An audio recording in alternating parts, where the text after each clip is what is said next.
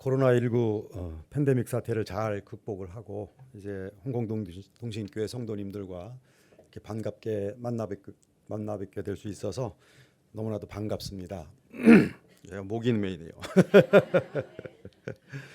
우리 주님의 은혜와 평강이 여러분 모두에게 임하시기를 빕니다. 우리 오늘 설교 본문 창세기 32장을 보면 이스라엘이라고 하는 이름의 그 기원을 밝혀주고 있습니다. 그 단어는 성경책 이 각주단에 나와 있듯이 하나님과 겨루어 이겼다라고 하는 그런 뜻입니다. 그런데 잘 생각을 해보면 이것은 좀 기본적으로 좀 말이 되지 않는 거 아닌가 하는 생각이 듭니다. 표면적으로만 보면 그것은 좀 신성모독에 가깝다 하는 생각도 듭니다. 하나님과 싸워서 이길 수 있는 사람도 없고 또 나라도 결코 없습니다. 그런데도 이 이스라엘은 자신들의 나라의 이름에 그런 뜻이 담겨 있다고 하는 것을 드러냈습니다. 왜 그런 뜻이 담겨 있는 걸까요? 이스라엘 민족의 뿌리는 시족 사회로 분류되는 족장들의 이야기로 거슬러 올라갑니다. 그들에게는 아브라함, 이삭, 또 야곱이라고 하는 세 명의 족장들이 있어요. 오늘 설교 본문은 세 번째 족장인 야곱에게 얽힌 이야기입니다. 야곱은 삶의 출생 때부터 싸움의 연속이었죠. 또 야곱은 쌍둥이형 에서의 발꿈치를 붙들고 태어났다고 하는데 형과 아버지를 속이고 또 가문의 대를 이을 수 있는 그 장손의 지위를, 즉 하나님의 복주심이 보장된 자리를 그가 차지합니다. 여기에 화가 난 형 에서가 동생을 죽이겠다고 했죠. 그래서 위기를 느낀 어머니 리브가의 주도로 야곱은 형을 피해서 외삼촌 라반이 사는 하란으로 피신을 합니다. 거기서 그가 사업 수완을 발휘를 해서 삼촌을 속이고 큰 재산을 모을 수 있었습니다. 일가를 이룬 야곱이 고향으로 돌아오기를 결심합니다. 그런데 이제 형 에서가 마음에 걸리죠. 야곱은 형이 자신에게 대해서 어떤 생각을 품고 있는지 그걸 알아보기 위해서 사절단을 꾸려서 에서에게 먼저 보냈습니다. 그런데 사절단을 통해서 정확한 정보를 얻지 못하고 다만 에서가 400명의 부하를 이끌고 야곱을 맞으러 나온다고 하는 사실만 이제 알게 되었습니다. 야곱이 그 상황을 얼마나 두려워했을지 상상이 가죠. 원래 에서는 체격이나 성격이 모두 우락부락했을 것 같습니다. 어렸을 때부터 사냥을 하러 다녔습니다. 반면에 야곱은 집에서 어머니를 도우면서 곱게 자랐죠. 쌍둥이였지만 이렇게 에서와 야곱은 정반대의 사람이었습니다. 긴 여행 끝에 야곱이 요단강 지류인 야복나루터에 도착을 했어요. 그곳만 건너면 이제 고향 땅에 도착을 합니다. 그런데 발길이 떨어지지가 않는 겁니다. 형의 마음, 그 형 에서의 마음을 사기 위해서 먼저 선물을 꾸러미로 보냈습니다. 오늘 본문 32장에 따르면 암염소 200, 수렴소 20, 암양 200, 수량 20, 또 낙타 30과 그 새끼들, 암소 40, 황소 10, 암낙이 20과 그 새끼들이라고 되어 있습니다. 오늘로 따지면 뭐 수억 원 이상이 되었겠죠. 종들과 두 아내와 여종과 11 아들도 야복 시내를 먼저 건너게 한 뒤로 야곱은 혼자 남았습니다. 그 상황을 오늘 본문 22절로 24절이 이렇게 설명을 합니다. 밤에 일어나 두 아내와 두 여종과 11 아들을 인도하여 야곱 나루를 건널세 그들을 인도하여 시내를 건너가게 하며 그의 소유도 건너가게 하고 야곱은 홀로 남았더니 어떤 사람이 날이 새도록 야곱과 씨름하다가, 야복 나루를 건너기 전에 뭔가 좀 촌극처럼 보이는 그런 사건이 벌어졌습니다. 야곱이 어떤 사람과 씨름을 벌였다는 겁니다. 지금은 뭐 한가하게 씨름할 때가 아니죠. 야복 시내를 건너느냐 마느냐, 형 에서를 만나서 목숨을 건질 것인지 또 유사시에 어떻게 대처할 것인지 이런 것을 고민해야 할 순간에 낯선 사람과 씨름을 한다고 하는 것은 좀 이상해 보입니다. 그러나 이게 단순한 놀이로서의 씨름이 아니라고 하는 것을 오늘 이야기의 진행을 조금 더 따라가 보면 분명하게 드러납니다. 야곱과 씨름하던 이 낯선 사람은 씨름이 불리하다고 하는 것을 느낍니다. 그래서 비상수단으로 야곱의 허벅지 관절을, 즉 고관절을 뭔가로 내리쳤어요. 반칙을 행한 것이죠. 그래도 야곱은 밤이 새도록 이 낯선 사람과 씨름을 포기하지 않습니다. 그렇게 밤이 지났고 급기야 날이 새려고 했습니다. 이 낯선 사람은 야곱에게 날이 새려고 하니 나를 가게 하라 이렇게 요구를 합니다. 야곱은 당신이 나를 축복하지 않으면 당신을 가게 하지 않겠노라 이렇게 대답을 했죠. 그런데 이런 장면은 뭔가 좀 주술적인 장면처럼 보입니다. 동서양의 유령 이야기나 거기에나 나오는 것처럼 유령들은 밤에 활개를 치다가 날이 밝기 시작하면 그 전에 도망을 치죠. 이런 귀신 또 유령 이야기는 기본적으로 하나님 신앙하고 잘 어울리지 않지만 이스라엘 사람들은 그것을 과감하게 그대로 받아들였습니다. 고대인들에게 익숙한 이 주술적인 이야기 방식을 통해서 자신들의 그 정체성을 확보할 수 있었기 때문입니다. 야곱과 씨름하다가 날이 밝아오자 자리를 뜨고 싶어 했지만 야곱이 끈질기게 물고 늘어지는 바람에 어쩔 수 없었던 이 낯선 사람은 야곱에게 내 이름이 뭐냐 하고 묻죠. 야곱이라고 하는 대답을 듣고는 이렇게 말합니다. 28절에 내 이름을 다시는 야곱이라 부를 것이 아니요 이스라엘이라 부를 것이니 이는 네가 하나님과 및 사람들과 겨루어 이겼습니다. 이스라엘이라고 하는 이름의 역사적 기원이 바로 이것입니다. 야곱의 이름이 이제 이스라엘로 변경되었습니다. 야곱이 낯선 사람과의 씨름 시합에서 기권승을 얻어냈다고 하는 이 에피소드를 기초로 해서 이제 이스라엘 민족이 자신들의 정체성을 하나님과 겨루어 이긴 것으로 자리매김했습니다. 신적인 능력을 갖고 있던 낯선 사람이 실제로 야곱과의 싸움에서 진 것은 아닙니다. 5살짜리 자식과 씨름하면서 아빠가 일부러 져주는 것과 비슷한 것이죠. 야곱이 이스라엘이라고 하는 이름을 얻을 수 있었던 이유는 허벅지 관절이 탈골된 상태에서도 축복을 받아내기 위해서 끈질기게 천사를 물고 늘어진 거기에 있습니다. 결국 야곱은 새로운 이름을 받았을 뿐만 아니라 축복까지 받을 수 있었습니다. 야곱이 이처럼 사생결단으로 받아내려고 했던 그 축복이 대체 뭘까요?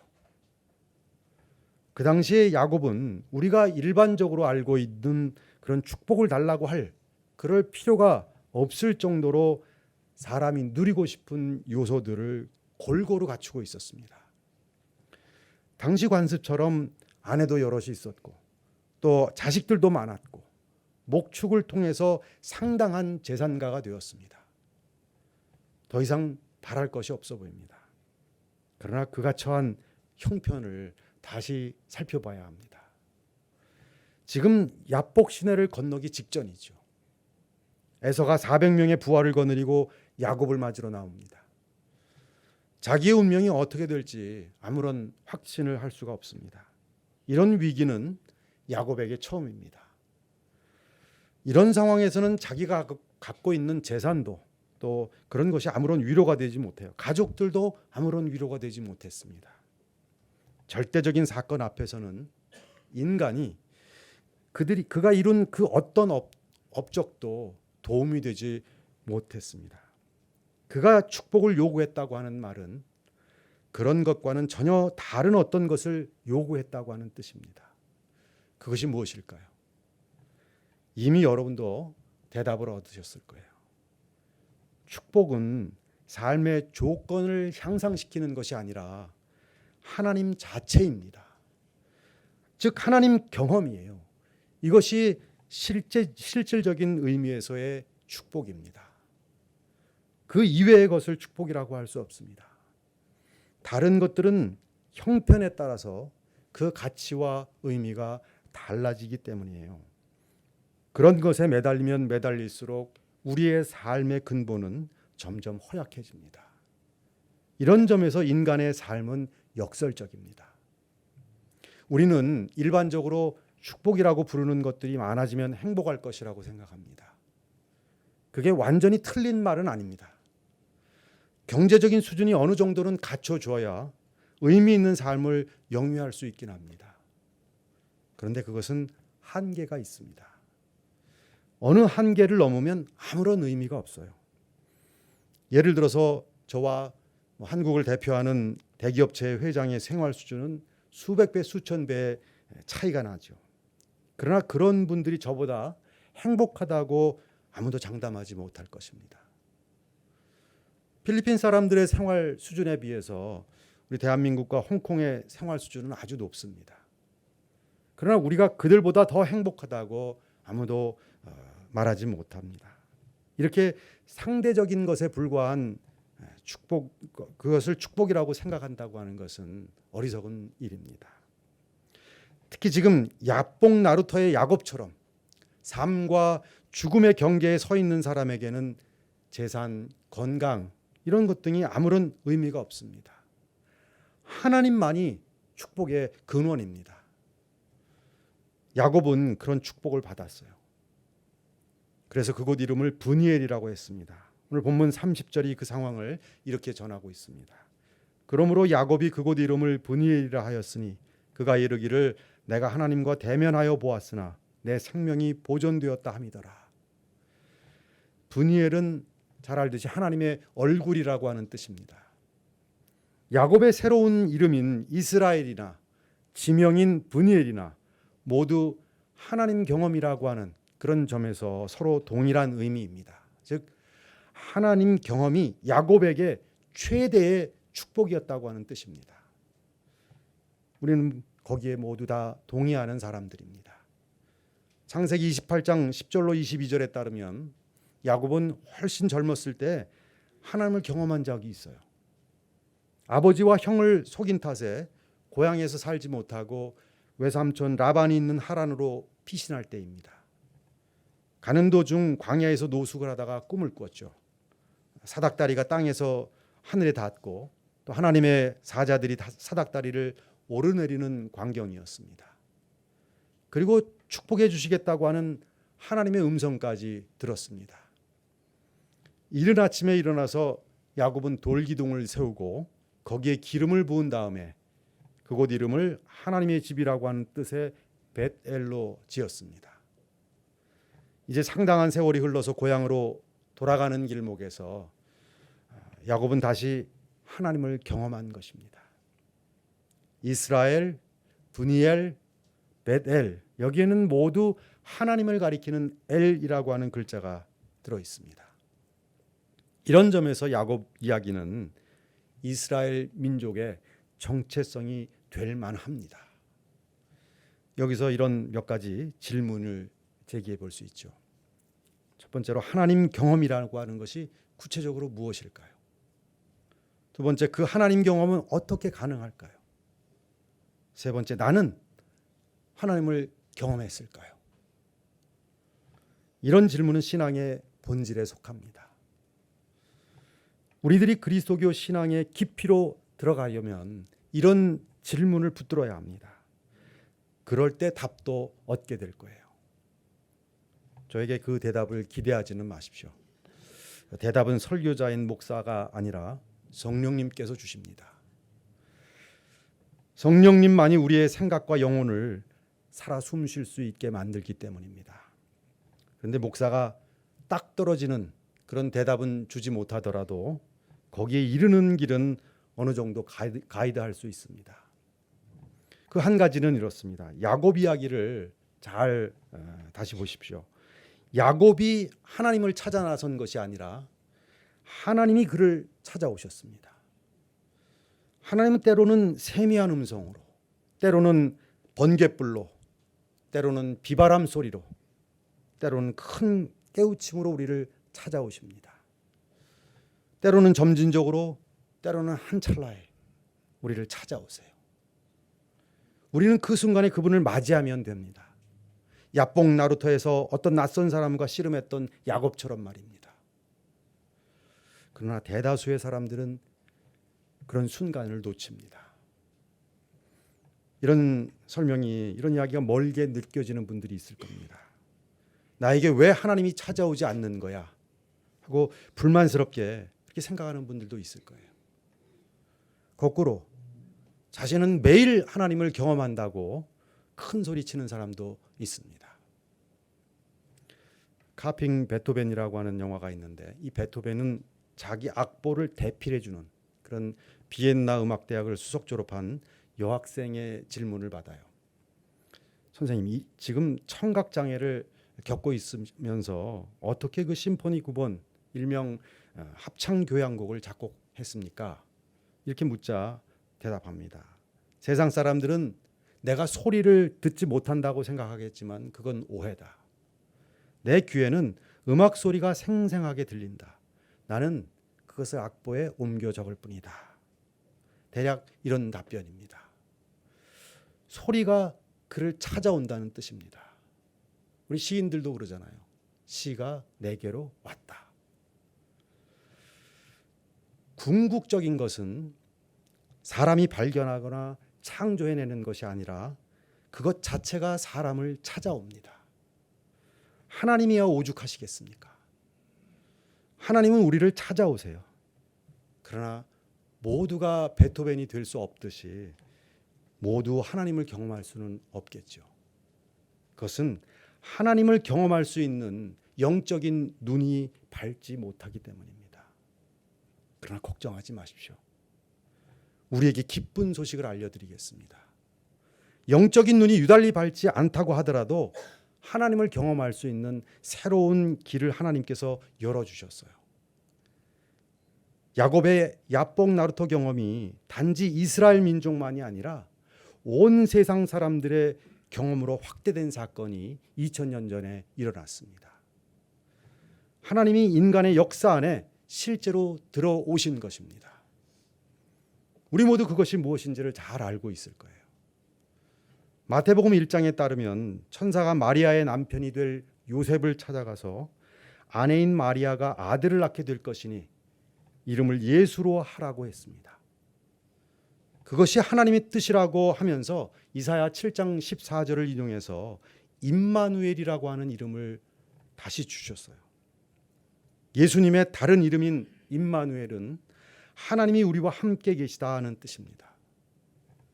야곱의 다른 이름인 이스라엘과 연계됩니다.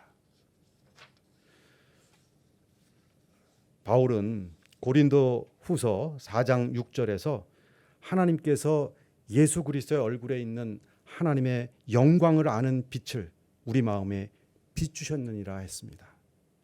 또 야곱 이야기에 나오는 분이엘, 즉 하나님의 얼굴은 예수 그리스도의 얼굴입니다.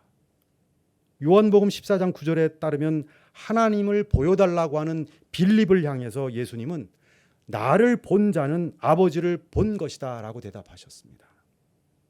이처럼 신약성경 전체는 일관되게 예수 그리스도가 하나님의 아들이고 아들이라고, 즉 하나님과 동일하다고 주장합니다.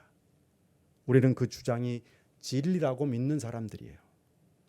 이스라엘이라고 하는 새 이름을 얻은 야곱은 야뽕 나루터에서 나름 하나님을 경험한 사람임에는 틀림없습니다. 하나님은 그런 방식으로 고대 이스라엘 역사에 자신을 나타내셨습니다. 야곱의 경험을 통해서 우리는 하나님 경험의 흔적을 부분적으로 배울 수 있습니다. 그러나 하나님은 예수 그리스도에게 자신을 온전하게 나타내셨습니다. 예수님을 통해서 이제 우리는 하나님을 온전하게 경험할 수 있게 되었습니다. 죽은 자 가운데서 부활하신 예수님이야말로 이스라엘, 즉 하나님과 겨루어 이기신 분이고 온전한 의미에서의 분이엘, 하나님의 얼굴입니다. 바로 그 예수님을 믿음으로써 우리는 새로운 이스라엘 백성이 되었습니다. 사랑하는 여러분, 이 모든 것이 하나님의 신비로운 구원의 은총이라고 하는 사실을 꼭 기억하면서 살아가십시오. 기도하겠습니다. 예수님을 통해 하나님을 보여주신 아버지 하나님, 죽은 자 가운데서 부활하신 예수님이야말로 이스라엘, 즉 하나님과 겨루어 이긴 분이시고 또 하나님의 얼굴이요 우리와 함께 하시는 임마누엘임을 깨닫게 하셨습니다. 바로 그 예수님을 믿음으로 우리가 새 이스라엘 백성 되게 하시니 감사합니다. 이 모든 하나님의 신비로운 구원의 은총을 기억하며 살아가게 하여 주옵소서. 예수 그리스도의 이름으로 기도하옵나이다. 아멘.